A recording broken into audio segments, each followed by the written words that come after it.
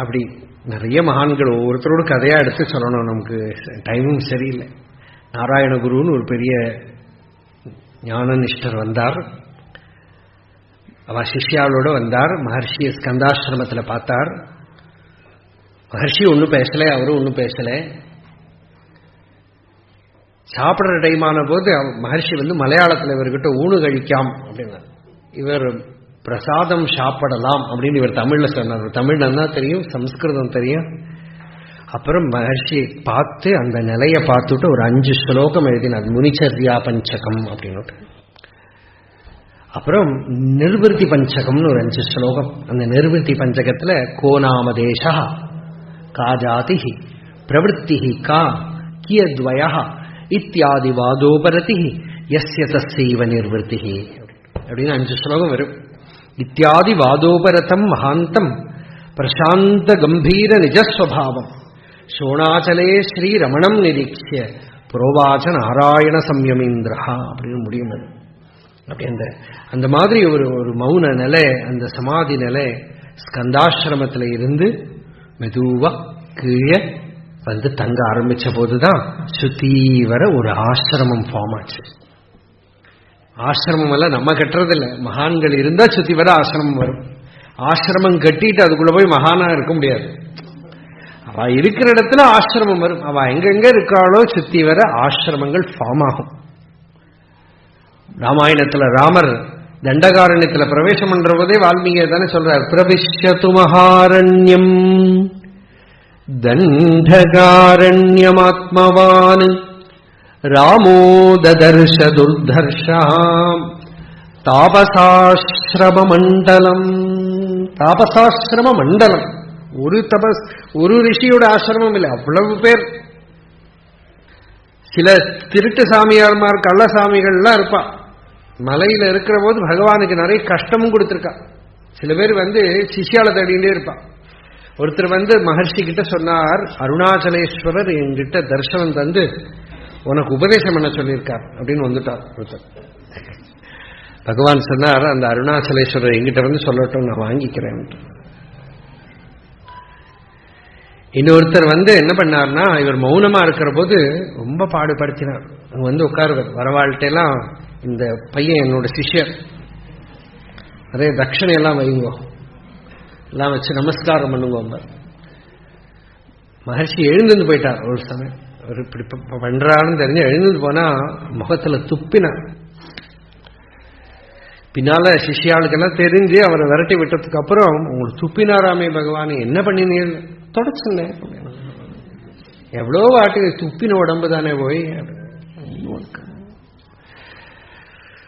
அந்த மாதிரி சாதுபி பூஜ்யமானேபி பீட்யமானேபி துர்ஜனைஹி சமபாவோ பவேத்யஸ்ய ச ஜீவன் முக்த லக்ஷணா. இந்த ஜீவன் முக்தனுக்கு லட்சணம் என்ன பண்ணினால் அவளுக்கு அந்த ராகமோ துவேஷமோ மாத்சரியமோ கோபமோ எதுவும் உள்ளேன்னு வரவே வராது. அந்த ஐடென்டிட்டியே இல்லையே, செல்ஃப் ஐடென்டிட்டியே இல்லையே. ஒருத்தர் சரித்திரம் எழுதினார் மகர்ஷியோட மலையாளத்துல. அப்பாட்டு கதை விடுறார். நம்ம ஆளுகளுக்கு கதை விடுறதுக்கு என்ன? நான் பிரவச்சனம் என்ன ஒருத்தர் இன்ட்ரோடியூஸ் பண்ணார் ஒரு ஊர்ல, எனக்கே தெரியாத கதையெல்லாம் என்னை பத்தி என்ன வச்சுட்டே. அப்புறம் பின்ன நமக்கு அப்புறம் ஏதாவது கதை எழுதினா என்ன வேணா எழுதலாம் இல்லையா? அது அந்த பிரசங்கம் பண்ணதுக்கு அப்புறம் அவர்கிட்ட சொன்னேன், எனக்கும் கொஞ்சம் எழுதி கொடுங்க, யாராவது கேட்டா கொடுக்கலாமே, நீங்க ஏதோ புதுசா சொல்றேன்னு. அவர் அதை கூட பெருமையா தான் எடுத்துட்டார். பெருமையா தான் எடுத்துட்டார். இப்படி சொல்றேனே நினைக்கலையே.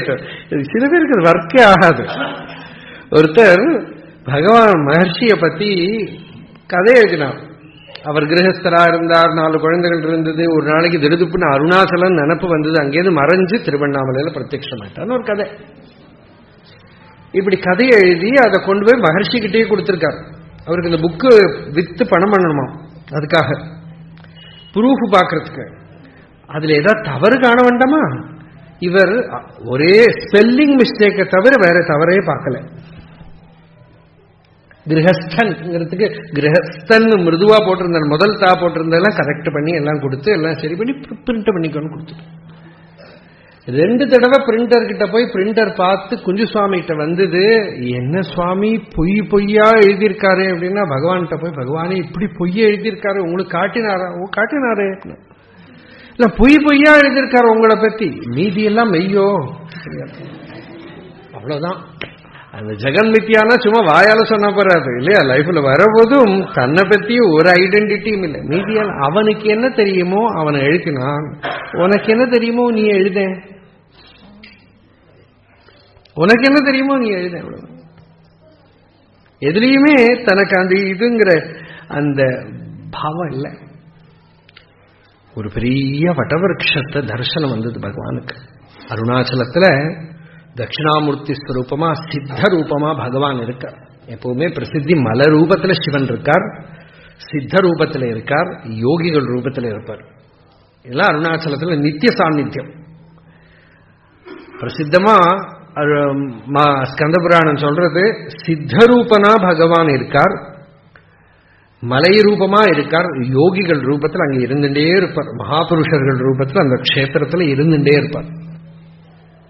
அதனால பகவானுக்கு ஒரு சமயம் ஒரு தர்சனம், ஏதோ ஒரு குகை, அந்த குகைக்குள்ள ஒரு திவ்ய லோகம், அங்க ஒரு வடவிருஷம், அது கீழே அந்த சித்தேஸ்வரனான ஈஸ்வரனோட இருப்பு.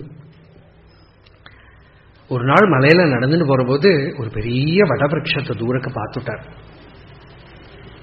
நேரடியாவே பெரிய இலை கிடக்கு. தரிசனம் கிடைச்சது, நேரடியா மலையில பார்த்தாருங்கிற ஒரு பாவம் வந்துடுத்து. 7 சுனை சொல்லுவா அந்த பக்கத்துக்கு மலையில நடந்து அப்புறம் போகலாம் அப்படின்னு ஆரம்பிச்சா இந்த குளவி இருக்கே பெரிய கூடு அப்படியே திறந்து காலை கொட்டி அப்படி பெருத்து விடுத்து.